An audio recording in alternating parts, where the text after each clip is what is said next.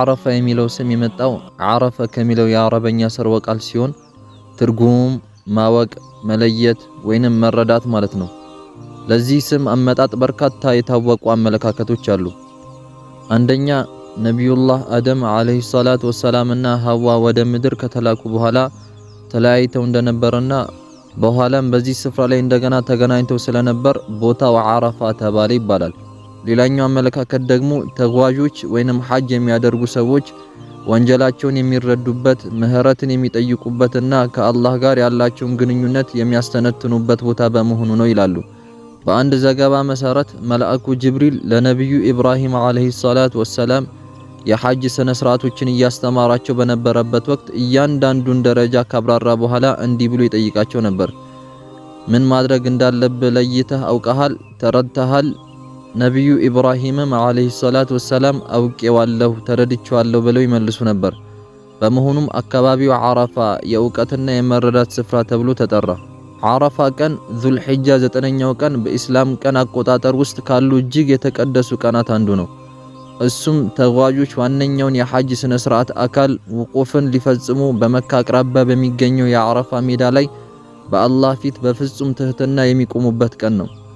ሆኖም ይህ ቀን ለሐጅ ተጓዦች ብቻ አይደለም፣ በዓለም ዙሪያ ለሚገኙ አማኞች ሁሉ ጥልቅ መንፈሳዊ ድል የሚገኝበት ቀን ነው።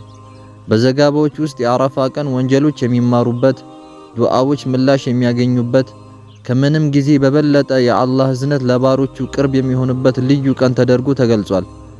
እሱም ራስን የመመርመሪያ የንስሐና በቅንነት ወደ አላህ የመመለሻ ቀን ነው።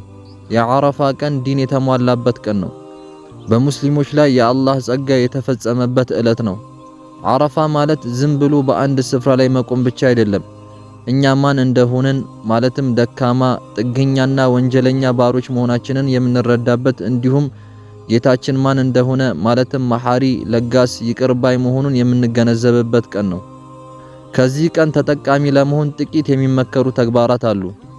አንደኛ ጉስል ወይንም ትጥበት። በዓረፋ ቀን ከቀትር በፊት ትጥበት ማድረግ ይመከራል።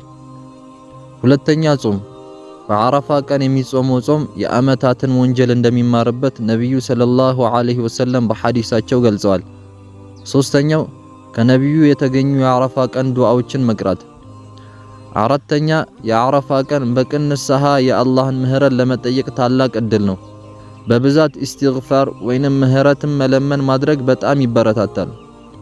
አምስተኛ በነብዩ ሰለላሁ ዐለይሂ ወሰለም ላይ በተቻለ መጠን ብዙ ሰለዋት ማውረድ።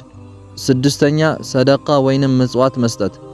እነዚህን ተግባራት በቅንነት መፈጸም ከፍተኛ ምንዳና ወደ አላህ መቃረብን ያስገኛል። ስምንተኛ ተክቢራ በብዛት ማለት። ተክቢራ የዕለቱ አርማ ነው። በተለይም ከሱብሒ ሰላት ጀምሮ ከማንኛውም ሰላት በኋላ ተክቢራ ይደረጋል። በተጨማሪም ቁርአንን መቅራት፣ ሰላዋት ማድረግ፣ ተክቢራ፣ ተስቢህ፣ ተህሊል፣ ኢስቲግፋር ማድረግ፣ አንዳንዴ ለብቻም ቆይቶም ሆነ በጀማዓ ዱዓና ዚክር ማድረግ የዕለቱ ድምቀት ነው። ዕለቱ ጥቂት ተሰርቶ ብዙ የሚገኝበት በመሆኑ ባገኘነው ቁጥር ልንጠቀምበት ይገባል።